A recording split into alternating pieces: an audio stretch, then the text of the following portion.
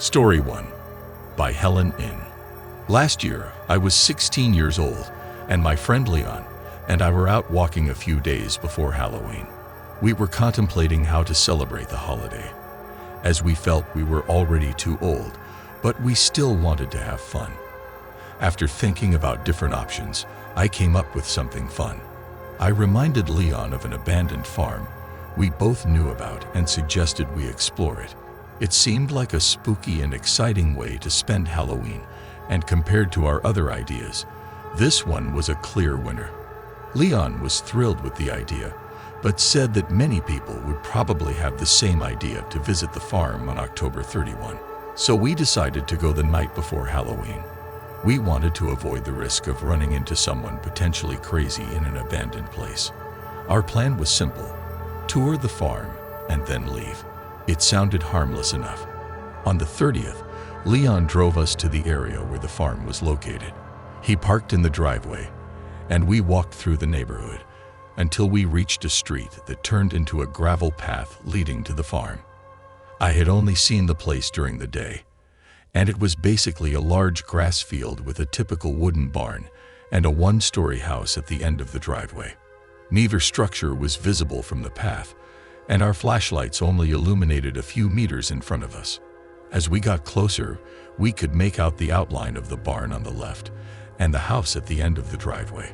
We were more interested in exploring the house, as the barn was probably empty and not very interesting.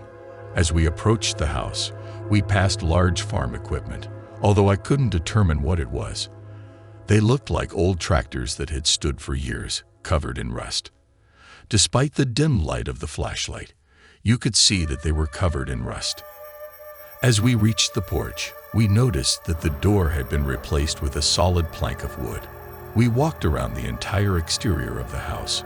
All the windows and doors were taped up and closed.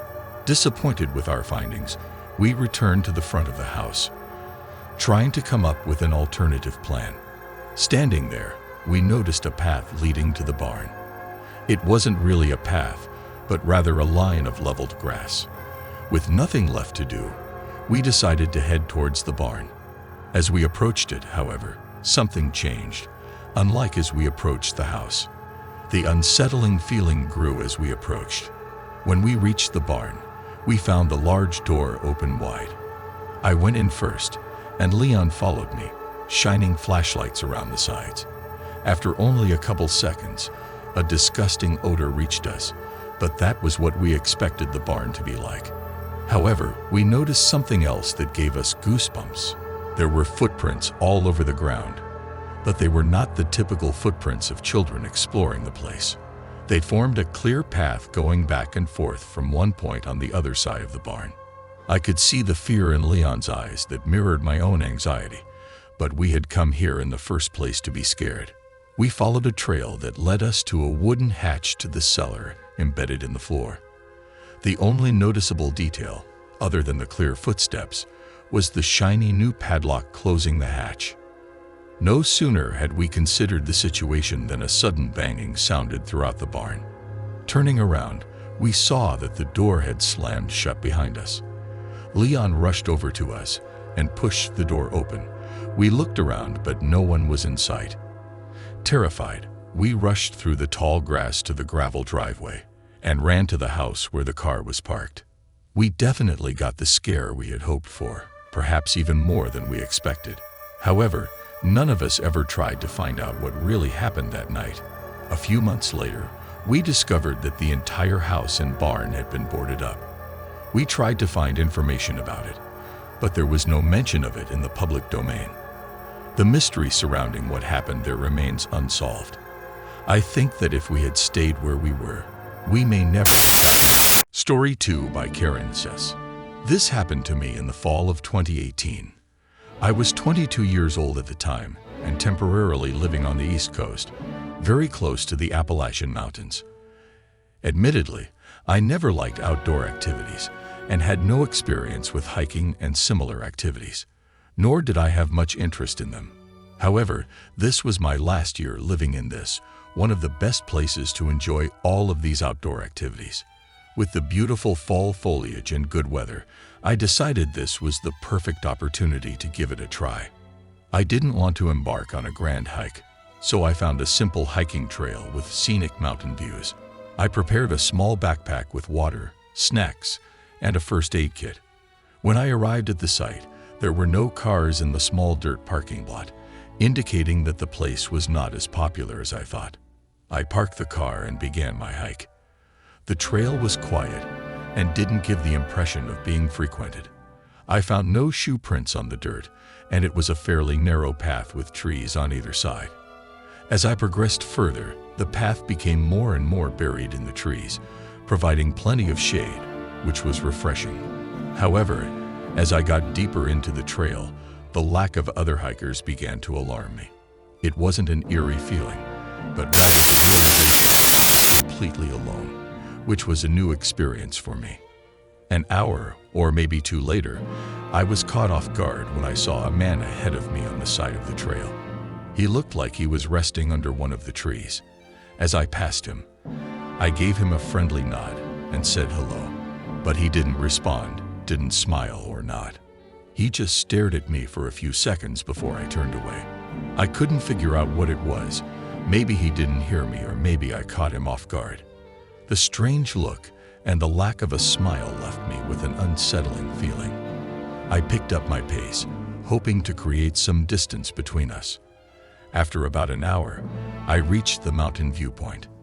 The autumn colors of the trees accentuated the beauty of the view. It was a sight I had rarely seen before, and I took a few minutes to soak it in.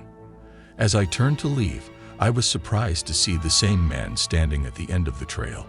He was only 10 meters away from me, and I hadn't heard him approach. Despite my initial shock, what scared me even more was that he just stood there and showed no interest in the sight, as any normal person would have done. Then something strange happened. His face spread into a smile, and he greeted me by asking me how the view was. I replied that the view was beautiful and suggested that he look too. I tried to be polite, but remained puzzled. The man moved closer, pointed to the right, and said there was an even better view from that trail. I looked over my shoulder at the trail he indicated.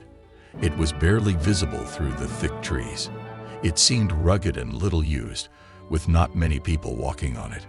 A man approached the entrance to the trail and continued to insist that the view was spectacular, emphasizing that it was only a minute or two away. I politely declined his offer, but he continued to insist.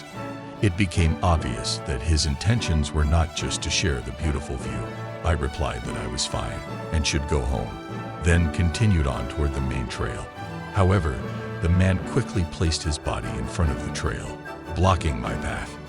I stopped in place, feeling a rush of terror and not understanding the man's intentions. He looked at me with a blank expression. I took a few steps, carefully stepping around him, hoping to avoid escalation. Surprisingly, nothing happened. The man simply watched as I stepped around him and walked further down the path. Every time I looked back, he was still watching me, making no attempt to be inconspicuous. Thankfully, he didn't follow me, and I walked back to my car. I don't know exactly what this man's motives were, but almost certainly nothing good. Whatever lay beyond that path was most likely not a beautiful view, but a dead end where he was hatching some devious plan. It's unclear why he didn't stop me from leaving, but perhaps he didn't want to do something on the main trail. All I can say is that I was lucky to escape before something worse could happen. Story 3, by Anonymous. This incident happened in our town in October. Every year, one place comes alive with many events and attractions related to the fall season and Halloween. It's a huge fair located on a farm, and in the past, when I was younger, I had visited with my family a couple times. But this time was different. It was the first time I went there with my friends. We were high school students and thought it would be fun to wander around the fair, laugh, and get into the Halloween spirit. The fair was open late the whole week before Halloween, so we decided to visit it on one weekday evening, around 8:00 p.m. It wasn't a good choice. Most of the families had already left, and only a few groups of kids our age were still wandering around. Nevertheless, we had fun. We played a few random games they had set up, fooled around a bit, and generally enjoyed the creepy atmosphere. At one point, one of my friends suggested we check out the corn maze. Without hesitation, we rushed there, eager to get lost and have some fun. However, things took a strange turn when we involuntarily split into two groups. 3 of my friends ran off in one direction, while I was left alone with my buddy Micah. Since it was a maze, there was no point in running after the others. We went our own way for a few minutes and then decided to team up and find our way out. In the 10 minutes that we wandered through the maze, we didn't hear or meet anyone from our group. This made us wonder how extensive the maze really was. As we grew tired of the maze, we made a deliberate effort to find our way out. When we reached a point with multiple paths, we would split up, checking to see if one of the paths was a dead end. We would then go back and take the path that seemed more promising. At one such random intersection, however, Micah did not return. I waited for what seemed to me a very long time, at least 2 to 3 minutes, without hearing or seeing him. At that moment, I heard footsteps on the path ahead. I waited for Micah to reappear, but something about those footsteps seemed wrong to me. A moment later, a large man walked down the path wearing what looked like farm clothes: overalls, flannel shirt, boots. He blended in with the fairground workers. He informed me that the fair was closing for the night and that he would lead me out of the maze. I told him my friends were still inside, and he assured me that he had already helped them out, which seemed plausible. I followed him through the various twists and turns and nooks. However, I soon noticed that the sounds of the fairgrounds were gradually getting fainter and fainter until they disappeared altogether. It became eerily quiet as we progressed through the corn maze. Eventually, we came to a dead end. I stopped and watched as the man pushed the corn aside and began to work his way through it. He asked me to follow him, and I complied, walking through the corn and keeping up with him. Then the corn abruptly gave way to an empty field. As I looked around, I realized that this field was on the opposite side of the cornfield, away from the town and the fairgrounds. Across from me on the grass was a car with its engine running and its headlights off. My breathing became shallow, and my heartbeat quickened. Suddenly, the man turned around, lunged, and tried to grab me. I reacted quickly, broke free of his grip, and ran back into the maze. As I ran out onto the path, I heard the man picking his way through the corn, following me closely. I made my way straight through the maze, determined to get to the fairgrounds and find someone to help me. Fortunately, my tactic worked, and the man never caught up with me. When I finally made it outside, my entire group of friends were waiting for me at the entrance, worried for my safety. It's unclear exactly what happened, but Micah claimed to have come back for me and found me missing. Strangely, none of them had seen the man, and many were skeptical until I called the police. To our surprise, the authorities found only tire tracks on the grass. Neither the car nor the man was anywhere to be found.